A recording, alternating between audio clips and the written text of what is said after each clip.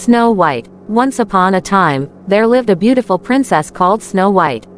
She was kind, gentle and had many friends who were animals. One fine day, Snow White meets a handsome, charming prince. They become friends and their bond grows. The queen, who is Snow White's evil stepmother, discovers about their relationship and out of jealousy, orders a huntsman to kill Snow White. But the huntsman could not gather the courage to hurt Snow White and requests her to escape and run to a faraway land. Snow White escapes into the woods.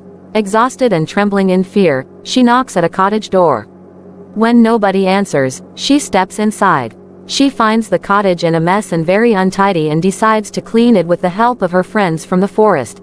As she explores the rest of the cottage, she finds 7 tiny beds and assumes they are for little children.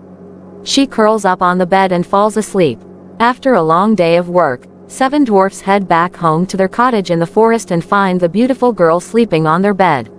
When Snow White wakes up, she is mesmerized by the 7 dwarfs: Sneezy, Bashful, Happy, Grumpy, Dopey, Sleepy, and Doc. Snow White narrates her painful story and the dwarfs decide to protect the beautiful princess from such an evil queen. When the evil queen learns about Snow White, she is infuriated.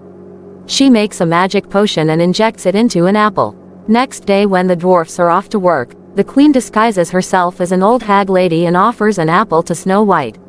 When Snow White takes a bite of the poisoned apple, she falls asleep and a spell is cast which can be broken only by true love.